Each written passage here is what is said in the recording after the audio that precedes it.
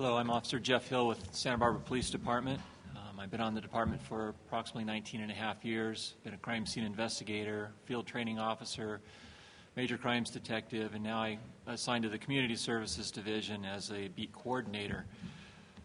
I've been asked to talk a little bit about personal safety, how you can feel safe in your home, your car, downtown, at parties. I think the first thing you need to get into your head is that bad things happen to good people all the time. And stop thinking that it'll never happen to you, because it's those type of thoughts that allow you to kind of walk through life not being aware and kind of complacent and not prepared when something bad does happen. This is a great town. I mean, we're very fortunate to be here. It's a safe community. However, like any city, there's a small percentage of people who prey on the normal folk, if you want to put it that way. So if I can talk a little bit about how to feel safe in your home or your apartment as students. Obviously, lock your doors and your windows even while you're at home. There's two things that you need to be considering. You want to make your home safe from personal attack while you're at home, as well as make your home safe for when you're gone so that your belongings will be protected. So you're going to lock your doors and windows when you're at home as well as when you're gone. Don't hide a key anywhere. A lot of burglars will know where to look for hide keys. Don't let anybody into your home that you don't know. Now, that includes the cable guy. That includes the telephone guy. All those different people who may come in because you don't really know who they are. If somebody knocks on the door and says they're with the cable company or the gas company, don't let them in. Feel free to call the company and have them verify that a worker is, in fact, there. A legitimate craftsman or a legitimate worker is not going to have a problem with that. In fact, they're going to kind of expect it. Same thing if somebody knocks on the door and says it's a police department and they're not wearing a uniform. Feel free to call 911 because our dispatchers can verify whether or not an officer is there, should be there, and if not, they'll be able to get on a radio and find out who it is to tell you that it's okay to let them in. Keep your drapes drawn at nighttime in particular, and be aware that when it's night outside, dark, and light inside, you're like a fishbowl. So if you have some kind of thin drapes, somebody could be sitting outside in the bushes and watching every move that you make. You want to have drapes that are fairly thick, some type of leveler blinds or something of that nature. When you're not at home, leave a radio on, usually at a good talk radio station, something like that, because it sounds like there's a conversation going on and somebody could be standing outside of your door and listening, and they're not sure if somebody is at home or not. For safeguarding your property, take some time to write down serial numbers for your stereo and your CD player and your television. Whenever you buy a new item, either jot the serial number down, or oftentimes the warranty card will have the serial number actually imprinted on it. Just take that and file it away somewhere. That's going to help you in the event that there is a break-in for maybe your renter's insurance or something like that of getting your property replaced. As well as the law enforcement side, serial numbers are crucial. We're able to enter it into a national computer, and if anybody is in possession of that item with a serial number and it shows that it's stolen, they're immediately arrested in possession of stolen property, and then they've got some explaining to do. Let's see.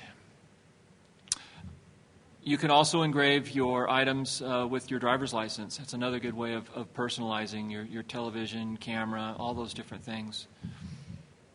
If you would like to have an officer come and maybe take a look at your apartment or your home in order to find out how you can make it safer, that's something that the Community Services Division of our department does provide. Myself and another officer have had training in crime prevention through environmental design, or CPTED, and we can kind of tell you what shrubs need to be cut back, where a good place for lighting, how to make your home safer for you and more risky for somebody else to be there that isn't supposed to be.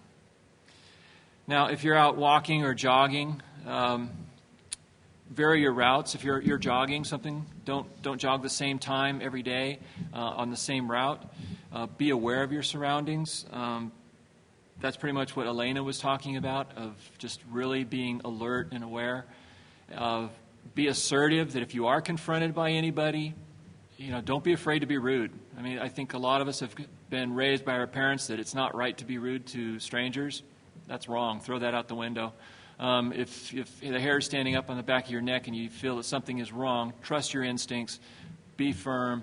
Tell the person to leave, or just tell them that you're going to call the police and just get out of there. Carry your cell phone with you. I mean, we're so fortunate that just about everybody has a cell phone. In the event that you are injured, you're involved in an accident, or any kind of crime occurs, or you witness a crime, you have your cell phone there to make the call. Also, if you have any kind of a cell phone with a camera phones are great. You see somebody that's acting a little weird, snap a picture of them.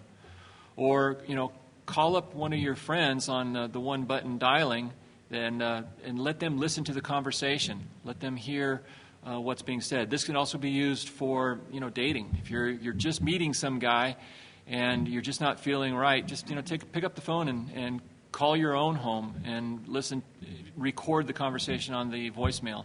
That's something that would be accessible later in the event that something bad did happen. Investigators could get a copy of or a transcript of what was said. Carry your identification with you, even though you're jogging. Stick it in your sock. If you are involved in an accident, you're injured, it's important to know who you are so that we can get somebody, your family or friends there. Wear reflective material if you're going out at night. Avoid unpopulated areas. And again, just trust your intuition. Trust your instincts. Now, talked a little bit about carrying the cellular phone and dating. What Jennifer was saying about the roofies and the different types of drugs, those are ones that are put into drinks. They are pretty much clear. It's not one that you'd be able to see that something is in your drink, so guard your drink. If you do decide to go to a party, carry your drink with you. Get yourself a little sipper cup, it has a little lid on it, and so somebody can't just drop something in there. Of course, it's going to look a little silly, but I think it's important to be safe. Let's see. Again, if you leave a party with someone you don't know, call up your phone, call up a friend's home, and leave information. What do you know about this person? Who introduced them to you? Give a description of them. All those type of things, and do it right in their presence. If they see that you have taken that precaution, they're going to be less likely to try anything in the future. Make it very clear too that you have no intention of hooking up with them sexually, and say it loud enough for other people to hear. That's something that could help later on in some kind of if something was to happen, a sexual assault. Those are difficult crimes to prove, especially in date rape. It's your word against theirs, but it's a preponderance of evidence. I mean, how much evidence can you have to support your allegation of what happened? If you do decide to drink and you're downtown and you drink too much, be aware that you could be arrested, but it's not a bad thing. Arrest for public intoxication is for your safety. As an officer, I've arrested countless young people for being too intoxicated, and I don't feel bad about it because I know they're going to be around tomorrow, and they're not going to get hit by a car. They're not going to be sexually assaulted. They're not going to be physically assaulted because they are so intoxicated that they can't care for their own safety. If this isn't something that happens regularly, where you're arrested a lot of times, it is only a detention. You're not going to have an arrest record. It's not something that's going to follow you the rest of your life. Be cooperative with the officer. If you are cooperative, you can stay at a place called the Sobering Center, which is not jail. It's a place where it's a 4-hour center where they'll allow your blood alcohol level to drop to a safe limit and then release you to a responsible party. Sometimes the Sobering Center is not available and you would go to county jail, but again, the same thing. It is a detention. It is until you sober up and then you'll be released. The District Attorney's Office has a policy of not filing charges for public intoxication. I think they allow 5 per year. So I guess the important thing is if it does happen to you, just be cooperative. Don't get an attitude with the police officer because it can make it worse. and you can inadvertently start committing other crimes which won't go away and could affect your future. Don't go out alone at night. If you are walking around by yourself at night, I'm a large believer, a big believer in pepper spray. It's something that we carry as police officers. It's a very effective tool. It is for self-defense only. If you ever were to use pepper spray aggressively or in anger, it would be a felony, and that's a bad thing. Pepper spray is available in just about anywhere, and it's really effective. Not 100%, but again, once you read the directions and see how it works and carry it with you, it's going to give you a sense of safety to a point. And that, coupled with your awareness and your assertiveness and walking with a purpose, you're not going to be a target for anyone. Let's see. Now, identity theft. This is probably the largest form of theft that's going on in America. A lot of people don't even rob banks anymore because it just doesn't net the kind of money that you can with identity theft. So don't hide your purse. If you're going to go clubbing or something like that and you pull your ID out, don't hide your purse under your seat, close and lock the door, and walk to the club, or your wallet, guys. Because some people are sitting there and they're watching what you're doing. In fact, today we've had 3 burglaries where that's exactly what's happening. And within minutes, the person responsible is going and using credit cards to charge up, to the limit for whatever they can.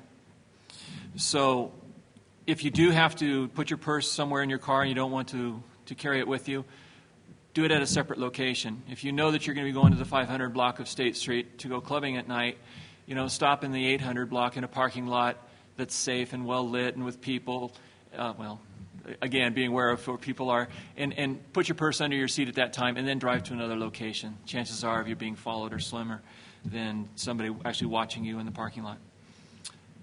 Know where your credit cards are at all times. Maybe make throw them on a copy machine and make one copy. Keep that with you. It'll have your numbers with you. Flip them over. It'll have the 800 numbers that you can have readily available.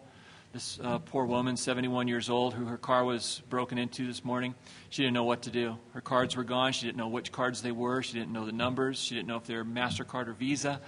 And unfortunately, that kind of time of getting that information is allowing the suspect to continue to use the card. Memorize your PIN. Don't share it with anybody. You want to be able to trust people. There's a saying, it's actually a book about the Hells Angels. It says 3 can keep a secret if 2 are dead. So just with that in mind, you just kind of think that, trust no one.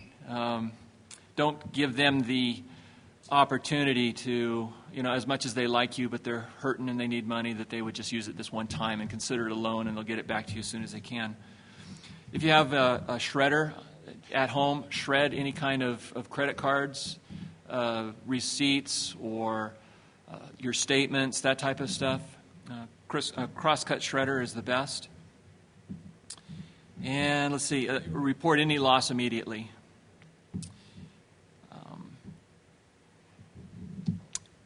Let's see, general information. Oh, here's something that people do. They'll actually carry the title of their car in their glove box, and that's not a good thing. If somebody was to steal your car, they now have the title. They can sell it. All you have to do is forge your signature. Let's see. Car safety. As you're driving in the car, obviously lock your doors. Be aware of your surroundings. Know who's walking up to your car. What I tell my wife to do, which she still fails to be able to do, stop at least a half a car length behind the car in front of you. Now that gives you a buffer zone. Number one, if somebody was to rear end you, chances are you're not going to go up and into the car in front of you, which is going to cause a double whiplash. Also, if somebody comes at you from the side, you have room to maneuver. You have the room to go either to the right or to the left of the car in front of you. And if you see somebody coming up out of control, it looks like they're not going to stop. Again, you're able to get out of their way. And I think that's about it for the shotgun approach. Again, feel free to contact the police department. If you have any questions or you would like to receive any kind of brochures, we have a lot of brochures of different types of locks that work effectively in apartments. Just realize that even though you're in an apartment, your landlord has an obligation to provide a safe environment for you. So if there are no locks or the locks are faulty, those should be replaced at the cost of the landlord, not you. Thank you for your time.